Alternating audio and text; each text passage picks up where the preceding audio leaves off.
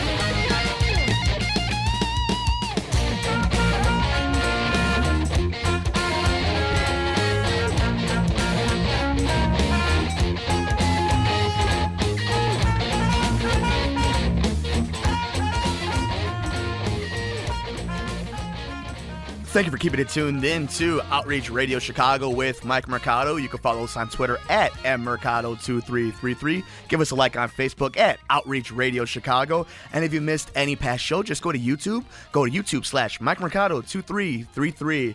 And coming up right now, we have a very, very special guest. He is not only a wellness expert, he's a health educator and one of the more well-famous chiropractor physicians in the nation. And he is here today to talk about our Gulp and Go lifestyle. Very interesting stuff, especially this time of year. It's the good time of year for food. We're going to eat a lot. Joining us here on Outreach Radio Chicago is Dr. David Magnano. Doctor, how you doing, bud? I'm doing very good. Thanks for having me. Oh, it's my pleasure. So, I was reading a lot about what you were talking about, eating to survive or eating to thrive. I mean, first of all, that's a great hook, but it started to make sense once it kind of started sinking in a little bit. The whole I eat because I'm bored because I'm eating, and all this and all that. Can you give us a little information about that? Yeah. So here's what happened. We just tried to come up with some simple steps to try to educate mainly patients and then, the community about how when we're eating, how important digestion is. And, if you look at diabetes, you look at cardiovascular disease, you look at some of these chronic degenerative diseases, the one common denominator in all of them is poor digestion. And then we looked at some of the reasons why that occurs. And in many cases, we're just throwing something down on the run. We're not overly concerned about the nutritional value or even how our body will respond or digest that food. And because of that, we came up with some 7 simple steps to try to, just educate people so they could take a little bit more control over eating and digestion. It's actually pretty effective with controlling somebody's overeating, so they could possibly lose weight by just using these simple steps. So that's a real plus. But the whole goal was to try to get better digestion, which allows the body to use the vitamins, the nutrients, the proteins, the stuff that we're bringing in, and allow it to be used by the body so we have healthy cells and tissues and organs, and it just goes better from there.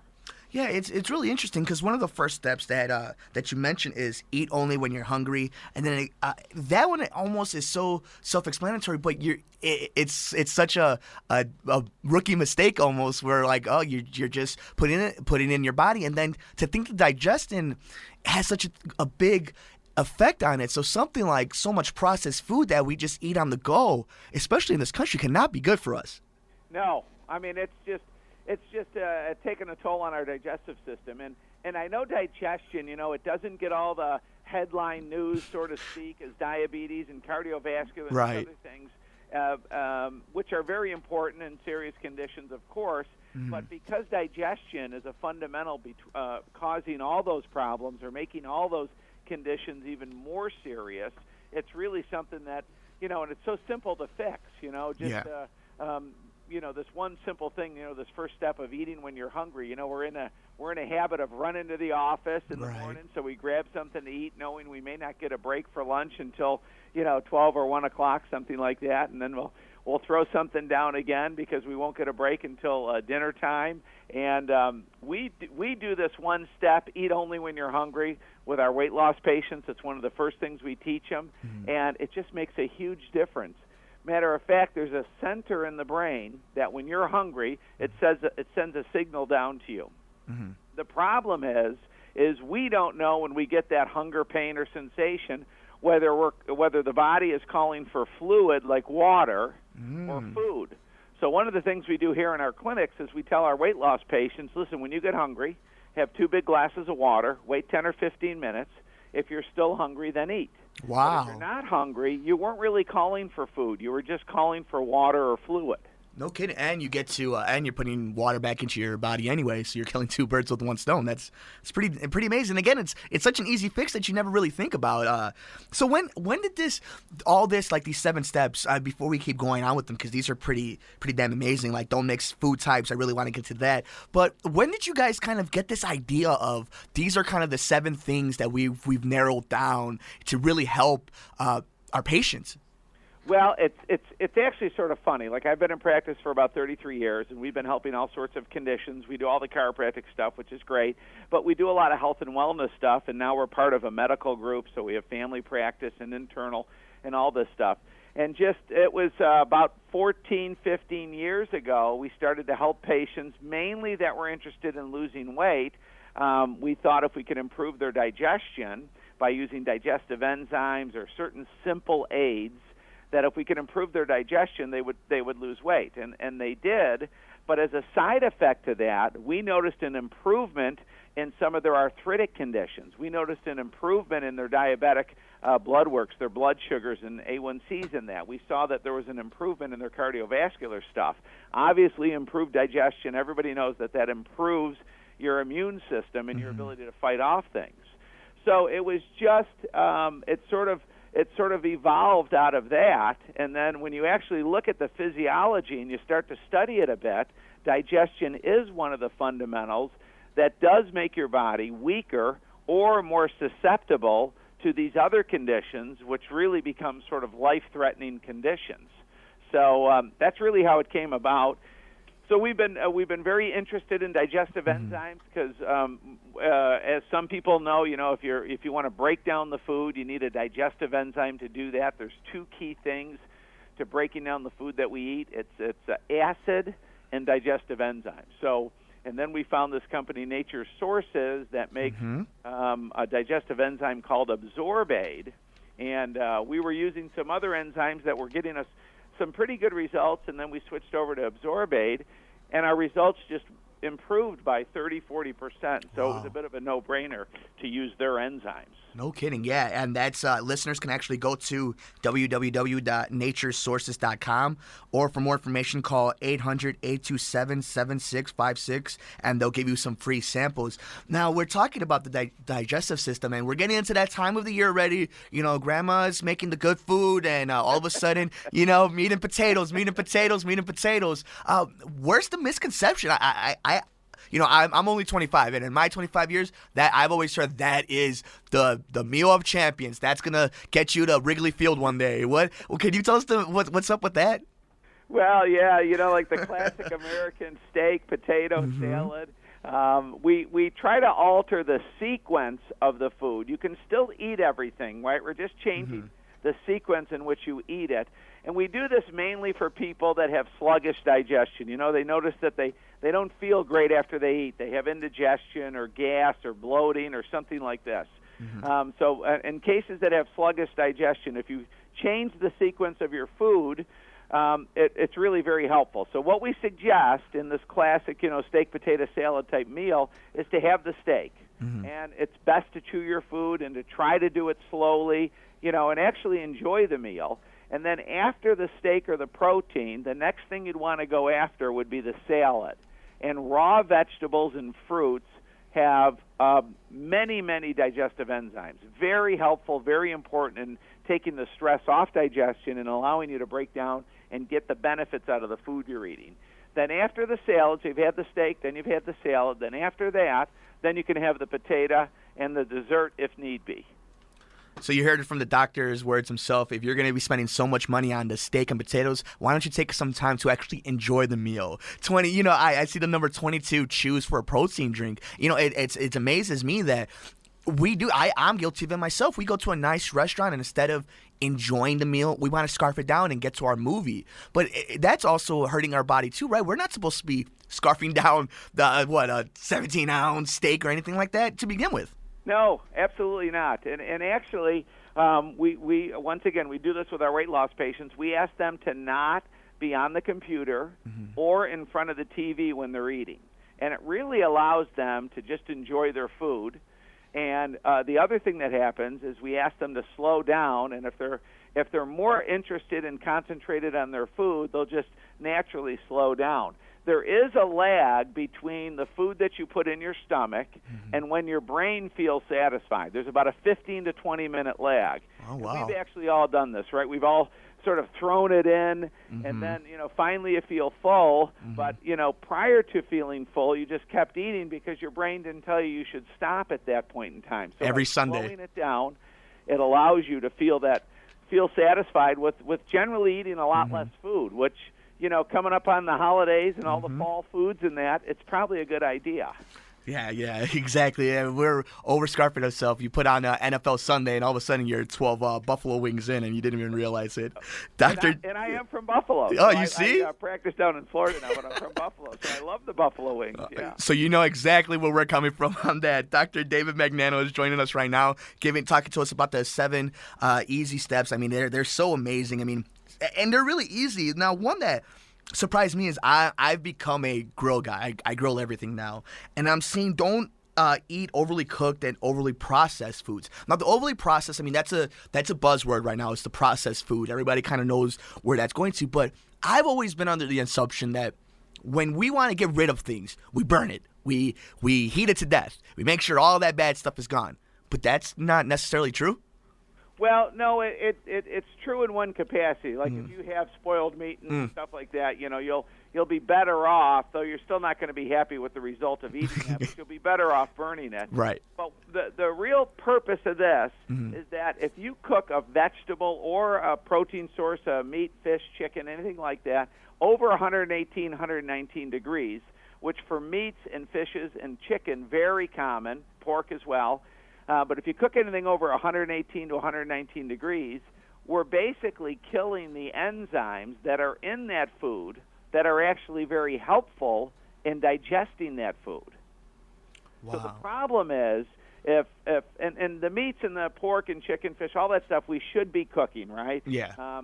But the raw vegetables, the more raw vegetables we can put into our diet, you actually get digestive enzymes, takes stress off the digestive system, allows you to break down your food and get positive nutrients from that food, and it's very helpful. So raw vegetables, even fruits are very good. A lot of times on the holiday ham, we'll put the pineapple, which pineapple has bromelain in it, which is a powerful enzyme that helps to break down proteins.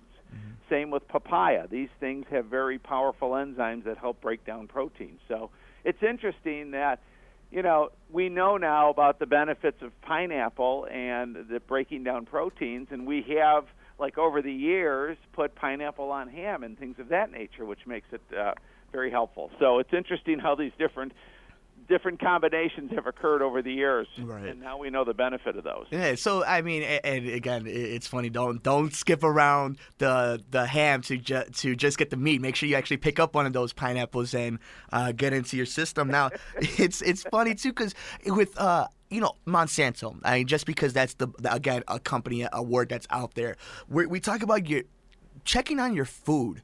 Now, in the lifestyles that we all have nowadays, if it's not in front of our cell phone, we're not going to look at it. But, I mean, how important is it to really, maybe it's self-explanatory, but how important is it to really know where your food is coming from, how it was made, the background of it, Well, I think it's very important. And you'll notice it if you go to a farmer's market and get some produce, and then you go to the grocery store and get some produce, and you just take the stuff home and you eat it, you'll notice a difference. I have done this experiment over and over again. I had many friends and family members do it. But the thing is, if you can go to a farmer's market and get some locally grown stuff, you do not have to put so much wax and pesticides and protectants on it to make sure that food can that vegetable, that fruit, whatever it is, that food can travel so many miles, generally from other countries, and not be damaged and spoiled in the process. So whenever you can, the locally grown stuff is much, much more helpful. Generally, what I have found at the grocery stores, we're getting stuff from wherever they can get it. They may get, vegetables from Brazil, and they have other things coming from other parts. But if we can go to a farmer's market and get some of the stuff that's in season and naturally grown here, it's going to be a lot it's going to be a lot better. It's going to be better tasting, and it's also going to be much better for us. See, those are the two key words, right? Better tasting and better for you. That's right.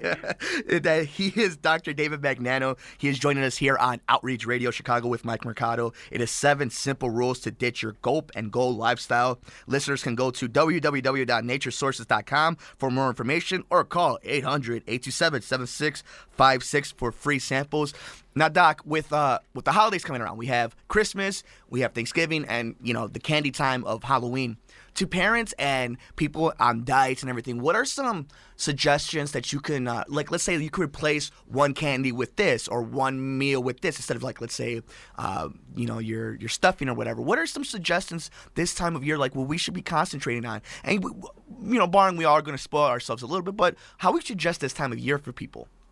Well, whenever you can, I know I'm saying this and this is repetitive, but I know whenever you can add some raw vegetables and fruits, that is a very good way to replace a section of a meal.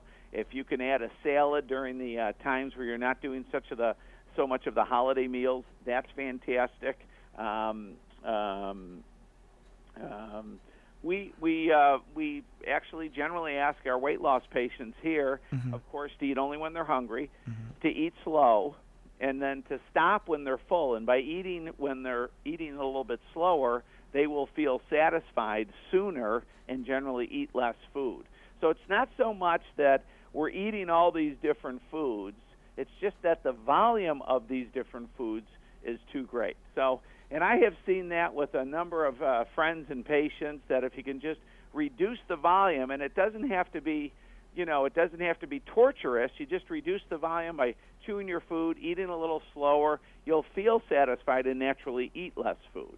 But if you can throw a salad in there instead of, as we work into the holidays, you're going to have a big meal on Friday night, maybe have a salad on Thursday or Friday, and just use that as sort of a compensation. Yeah, so be aware. I mean, that's take responsibility, be aware, and kind of, just do your homework. I think that's the one thing. And one thing that you guys are providing from us is a lot of resources to look at these things. And these 7 rules, our steps are amazing now. Doc, before we let you go, because you've been awesome with your time, let's plug in some of your stuff. I saw on YouTube you have some really cool stuff there. What about some other work you're doing? Well, we basically we have our clinics have evolved from chiropractic clinics, and we handle a lot of neuropathy cases, which is very interesting. That generally stems from diabetes, and now we've evolved into a full medical clinic, and so we have physical therapy and medical doctors and chiropractors all sort of working together. But we still have a focus. Like, I believe that the body has an ability to heal and recover, so we have a focus on trying to enhance the body's ability rather than just go to, cutting things out or medicating it so heavily. And like we've just talked about, digestion is one of the huge components, one of the fundamentals to that. Yeah, it's great stuff, and I mean, this is the time to do it. Get ahead of it. You'll be thanking yourself 6 months from now that you've nipped this in the bud and you got ahead of it. Doctor, is there any place that they could reach you at? Yes. As you mentioned, the 1-800-827-7656 for free samples. That's actually how we got started with AbsorbAid. Nice. And then the naturesources.com has the 7 steps and added information. You will find, we found this to be very interesting, if you use a digestive enzyme, it's not one of these supplements that you have to take for months to find a change. If you try some digestive enzymes, with a meal that normally would get you a little bit bogged down, you'll notice a change with it immediately. So it's not one of these things that you just take in hopes that it's going to do you some benefit. You'll feel the change right off the bat. Oh, and it's great stuff. And we're going to make sure we post it on Outreach Radio Chicago's Facebook. It is the 7 simple rules to ditch your Gulp and Go lifestyle. Go to www.naturesources.com or call 800-827-7656 for free samples. You've been awesome. Dr. David Magnano, thank you so much for joining us here on Outreach Radio Chicago. Oh, thanks so much for having me. I'll talk to you down the road. Thank you so much. We look forward to it. And we'll be back here on Outreach Radio Chicago.